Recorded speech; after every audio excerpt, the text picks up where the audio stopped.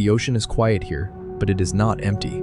Half a billion years ago, sunlight barely reached the seafloor, and yet life was already experimenting, testing forms, structures, and strategies that will never appear again. The water carries fine sediment that has been disturbed by movement. Something passes through the dimness, not gliding like a fish, not crawling like a worm, but slicing forward with deliberate force. Large compound eyes swivel independently, scanning a world without precedent. Flexible side flaps undulate in waves. Beneath the head, a circular mouth opens, lined, not with teeth as we know them, but with hardened plates arranged like a living trap. This is not a prototype. It is not a mistake. It is not an early, clumsy attempt at something better. It is already complete. Anomalocaris does not resemble the future. It does not fit neatly into the past. It exists in a moment when evolution is not yet constrained by familiar rules, when animal life is rapidly diversifying into forms that feel almost unreal by modern standards. This is the Cambrian oceans and ecosystem, without fish, without reefs, without predators, as we understand them. And yet, something here is already hunting. For decades, scientists have struggled to understand what they are even looking at. Fossils appear fragmented, misleading, and almost contradictory. A claw is described as a shrimp, a mouth is mistaken for a jellyfish. A body is interpreted as a sponge. It takes nearly a century for the pieces to come together, revealing a single organism large, fast, complex, and profoundly strange. Anomalocaris breaks expectations at every level. Its body plan defies modern categories. Its feeding strategy does not resemble anything alive today. Its sensory systems emerge astonishingly early in the fossil record. Even its failure, its eventual disappearance, raises deeper questions about how evolution selects, discards, and experiments.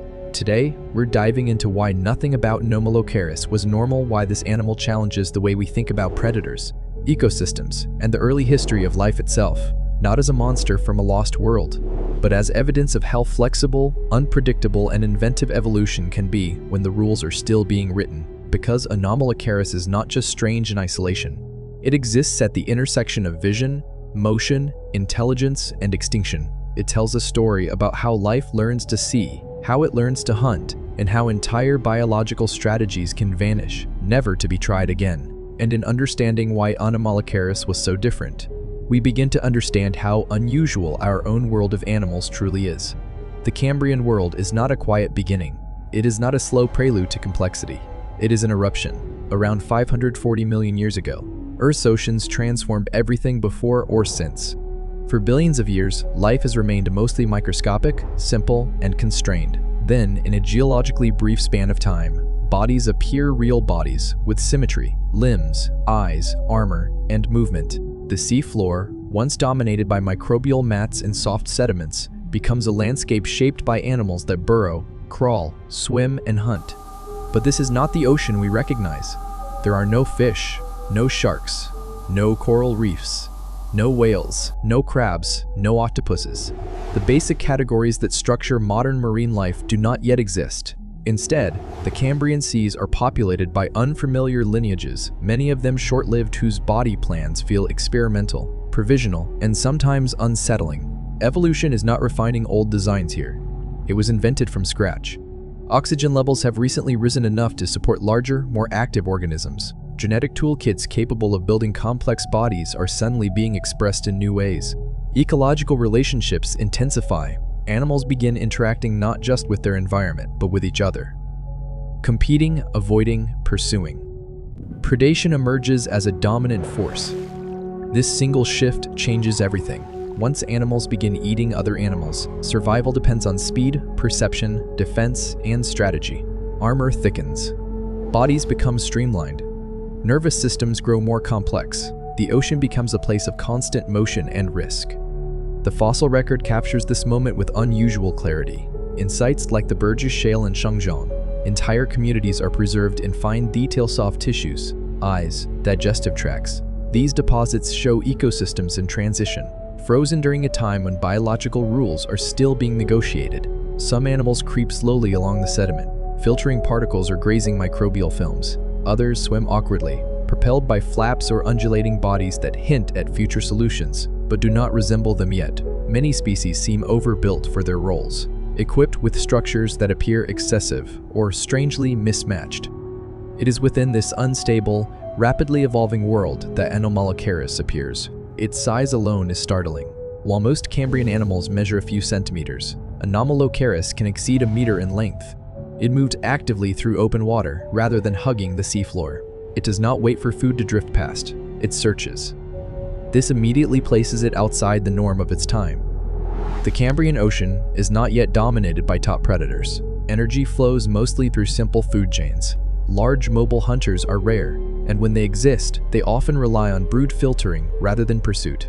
Anomalocaris represents a different strategy, one that assumes prey can be detected, tracked, and captured. That assumption alone signals a major evolutionary shift. To function in this role, an animal must integrate movement, sensation, and decision-making. It must see well enough to locate prey. It must move efficiently enough to close the distance. It must possess tools capable of subduing living, resisting organisms. Anomalocaris does all of this in a world that is barely prepared for it. And that is what makes the Cambrian context essential.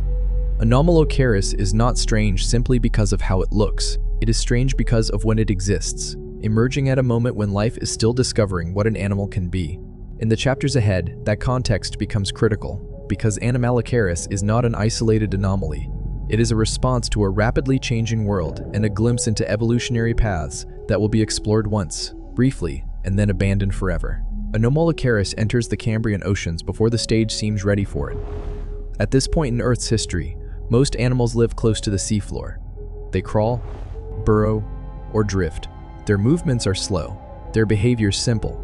Many feed by filtering particles from the water or scraping microbial layers from sediment. Even the largest animals tend to rely on passive strategies, letting food come to them rather than actively pursuing it. Active predation, as a dominant lifestyle, is still rare, yet Anomalocaris does not behave like a tentative experiment.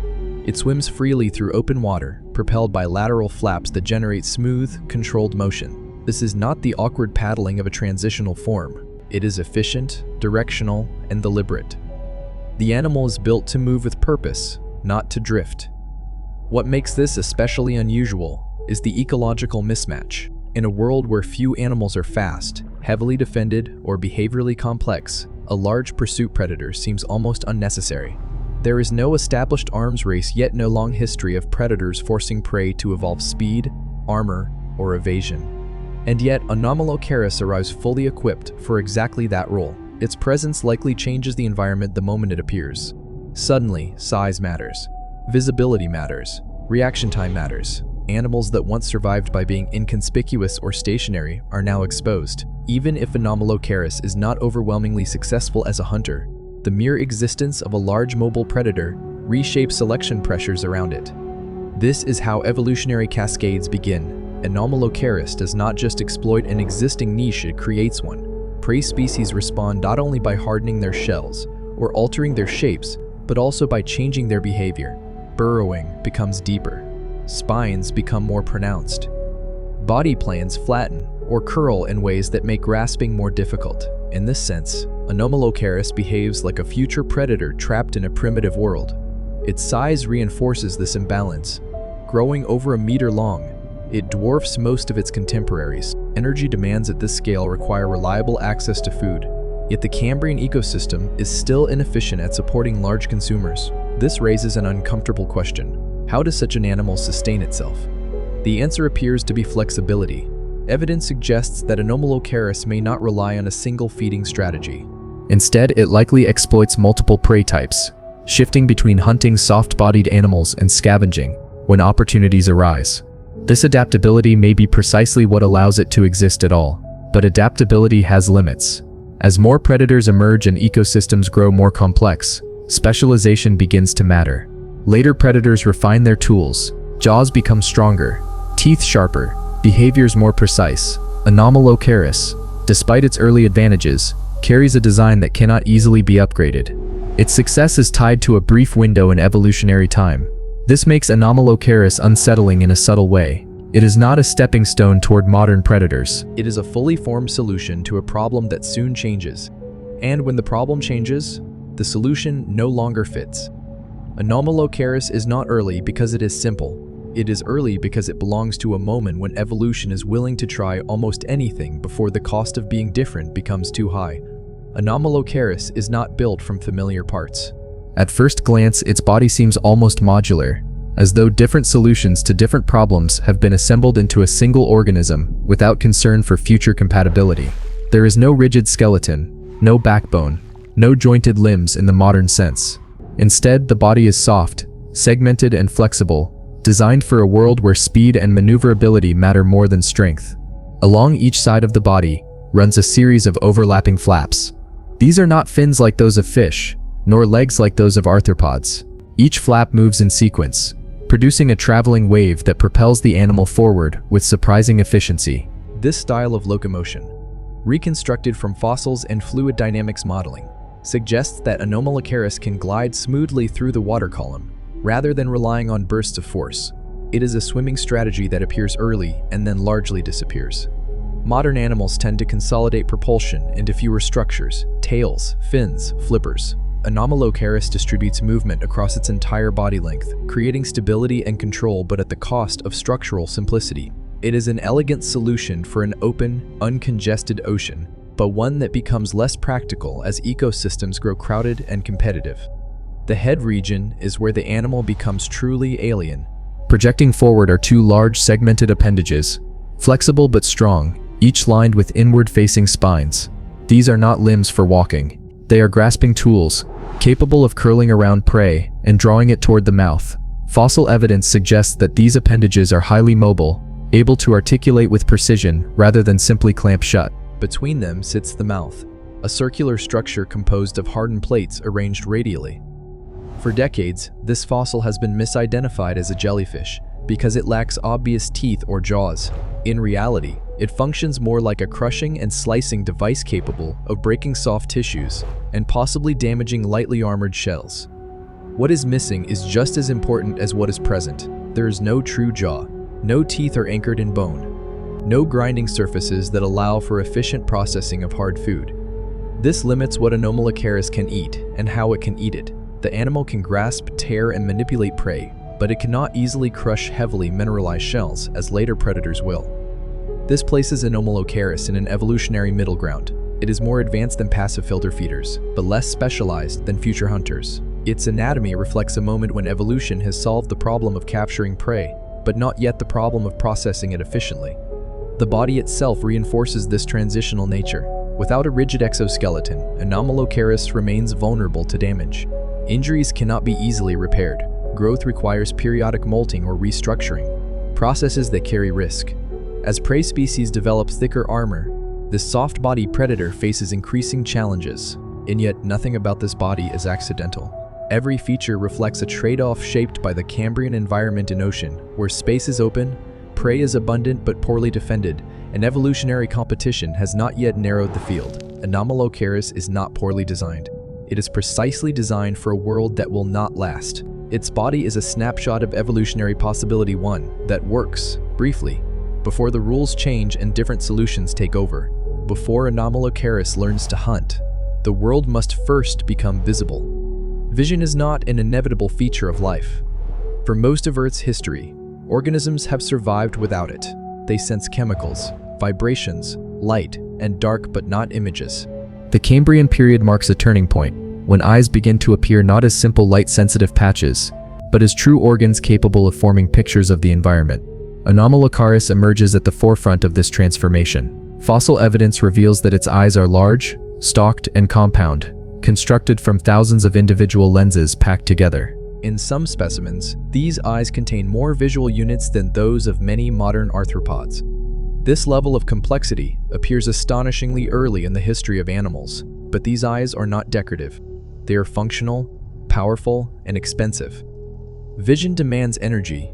It requires neural processing, coordination, and behavioral integration. An animal that sees must also interpret what it sees and respond appropriately. This implies that Anomalocaris possesses a nervous system capable of handling real-time sensory input, something that few animals of its time can manage. The implications ripple outward. Once an animal can see clearly, the environment changes. Prey is no longer just a source of chemical cues or accidental contact. It becomes a moving target. Shape, contrast, and motion suddenly matter. For prey species, visibility becomes a liability. Survival now depends on camouflage, armor, speed, or the ability to disappear into sediment. This escalation likely unfolds rapidly. As visual predators like Anomalocaris spread through Cambrian ecosystems, selective pressure favors animals that can hide or deceive the eye. Spines break up outlines, body plans flatten against the seafloor, burrowing behaviors intensify. Even simple changes in pigmentation or texture can mean the difference between detection and survival. In this way, Anomalocaris may help drive what scientists call the visual arms race. But there is a deeper consequence. Vision reshapes behavior itself. An animal that sees can choose when to attack, when to retreat, and when to conserve energy. Hunting becomes strategic rather than opportunistic. This marks a profound shift in how animals interact with their world.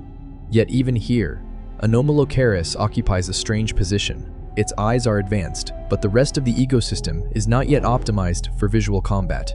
Prey animals are still evolving responses. The environment lacks complex structures like reefs that provide visual cover. In open water, visibility favors the hunter. This advantage, however, is temporary. As more animals evolve vision, both predators and prey, the cost of being visible increases. Speed must increase. Processing must improve. Specialized brain regions emerge. Later lineages refine these systems, integrating vision with jaws, limbs, and social behavior. Anomalocaris cannot follow this path. Its eyes represent an early Pika solution that works brilliantly in a narrow window of evolutionary time. They show that complex vision does not require millions of incremental steps. It can appear suddenly, reshape ecosystems, and then become obsolete as conditions change. Through Anomalocaris, we glimpse the moment when the ocean first learns to see and begins, for the first time, to watch itself being watched. Anomalocaris does not eat the way later predators will. Its feeding strategy sits in an evolutionary gap effective enough to dominate its moment, yet fundamentally incompatible with what comes next. This is not because it is poorly adapted, but because it solves a problem that evolution soon redefines. The process begins with the frontal appendages. These long, segmented limbs curve inward, spines lining their inner edges like the ribs of a cage. When prey is detected, the appendages sweep forward, closing around the target and drawing it inward. This motion is controlled, not violent, more like capture than impact. What happens next reveals the limits of the design. The prey is passed to the mouth, a circular structure made of overlapping, hardened plates arranged radially. Unlike jaws, which close from above and below, this mouth constricts from all sides. It can grip, tear, and manipulate soft tissue, but it struggles with resistance. For a long time, this has led to confusion. Early interpretations suggest Anomalocaris preys on heavily armored trilobites, crushing their shells. But closer examination of fossils tells a different story. Trilobite shells rarely show damage consistent with this feeding mechanism. Many remain intact even in environments where Anomalocaris is abundant. Instead, evidence increasingly points towards soft-bodied prey. Worms, small arthropods, and other lightly defended animals would be far easier to process. These organisms are common in Cambrian ecosystems, abundant and energy-rich. For such prey, Anomalocaris' grasping appendages and radial mouth are more than sufficient. This matters because it reveals something deeper. Anomalocaris is not built for escalation. As prey species begin to develop thicker shells and stronger defenses, predators must respond with greater force. True jaws, teeth anchored in bone, musculature capable of crushing mineralized tissue. This is the path taken by later arthropods and early vertebrates. Anomalocaris cannot follow. Its mouth cannot easily be reinforced without losing flexibility. Its appendages cannot generate the focus force needed to break advanced armor. The feeding strategy is effective only as long as the prey remains relatively soft and vulnerable. This creates an evolutionary ceiling. For a time, Anomalocaris sits at the top of its food web. But as ecosystems mature, specialization begins to outcompete generalism. Predators with jaws gain access to new food sources. They become faster at processing prey and more efficient at extracting energy. Anomalocaris is left behind, not suddenly, but inevitably. What makes this especially striking is that the strategy never reappears. No later lineage adopts this exact combination of grasping appendages and radial mouth as a dominant feeding system. It is not refined. It is not inherited. It vanishes. This absence is not an accident of preservation. It is an evolutionary verdict. Anomalocaris represents a feeding strategy that works only under a specific set of conditions. Conditions that exist briefly, then disappear. Its success is real but narrow. Its design is powerful but fragile in the face of change. In this way, Anomalocaris teaches a quiet lesson about evolution. Not all effective solutions are lasting ones. Some are answers to questions that nature will never ask again. Anomalocaris does not vanish in a moment of catastrophe. There is no single boundary in the fossil record that marks its end, no sudden collapse of oceans, no clear extinction event that erases it overnight. Instead, its disappearance unfolds gradually, almost quietly, as the world around it becomes less accommodating to its way of life. As the Cambrian period progresses, ecosystems grow more crowded and more structured. Animal communities diversify. New predators appear, equipped with increasingly specialized tools. Jaws evolve, true jaws capable of generating immense force and processing hard, mineralized prey. Defensive strategies escalate in parallel. Shells thicken, exoskeletons harden, spines become more elaborate. The rules of survival shift. In this changing environment, Anomalocaris finds itself increasingly constrained. Its size, once an advantage, becomes costly. Maintaining a large, soft body demands energy, and the prey that can efficiently supply that energy becomes harder to access. Soft-bodied organisms decline in relative abundance as armored forms become more common. Competition intensifies. Smaller predators with jaws can exploit prey that Anomalocaris cannot. They process food more efficiently, waste less energy, and reproduce more quickly. Even if Anomalocaris remains a capable hunter, it is no longer the most economical one. There's also the problem of vulnerability. Without a rigid skeleton, Anomalocaris remains susceptible to injury. Encounters with other predators become more dangerous. Damage to soft tissues can be fatal, especially in an environment where healing is uncertain and infections are likely. Meanwhile, ecological complexity increases. Reefs and structured habitats begin to emerge, breaking up open water and creating niches that favor maneuverability and precision over size. Anomalocaris' swimming strategy, so effective in open Cambrian seas, becomes less advantageous in cluttered environments. Evolution does not punish Anomalocaris for being strange. It simply stops rewarding its particular strengths. This is the quiet brutality of natural selection. Survival is not about being impressive, or early, or even dominant for a time. It is about remaining compatible with a moving target, a world that never stops changing. By the end of the Cambrian, relatives of Anomalocaris are rare or gone. The lineage leaves no direct descendants that carry its distinctive body plan forward. Its disappearance is not a failure of adaptation, but a consequence of specialization meeting an altered landscape. And in that absence, something important is revealed. Evolution does not move in a straight line toward better solutions. It explores, abandons, and forgets. Entire ways of living can vanish without leaving a trace in the modern world, even if they once shaped ecosystems. Anomalocaris does not lose because it is primitive. It loses because the future belongs to different designs. Its extinction marks the closing of an evolutionary window, a moment when life briefly tried something extraordinary and then moved on. Anomalocaris does not vanish in a moment of catastrophe. There is no single boundary in the fossil record that marks its end, no sudden collapse of oceans, no clear extinction event that erases it overnight. Instead, its disappearance unfolds gradually, almost quietly, as the world around it becomes less accommodating to its way of life. As the Cambrian period progresses, ecosystems grow more crowded and more structured. Animal communities diversify. New predators appear, equipped with increasingly specialized tools. Jaws evolve, true jaws, capable of generating immense force and processing hard, mineralized prey. Defensive strategies escalate in parallel. Shells thicken. Exoskeletons harden. Spines become more elaborate. The rules of survival shift.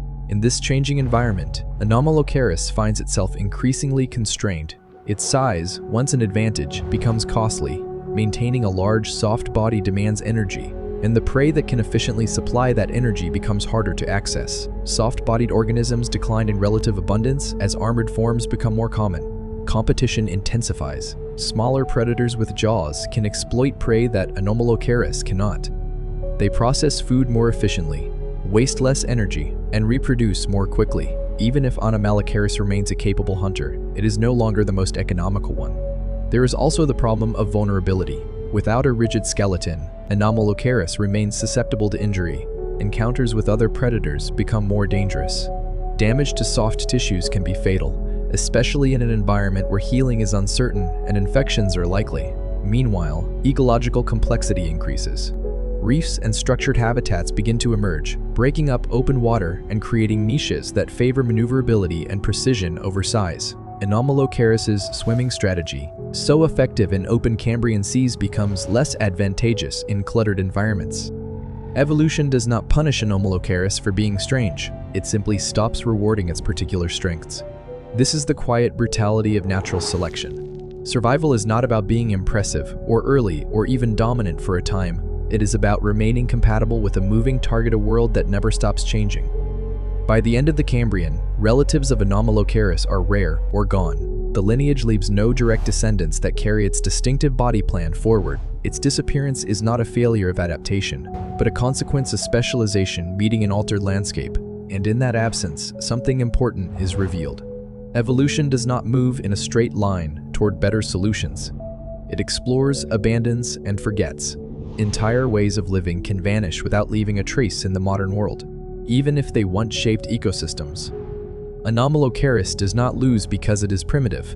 It loses because the future belongs to different designs. Its extinction marks the closing of an evolutionary window, a moment when life briefly tried something extraordinary and then moved on.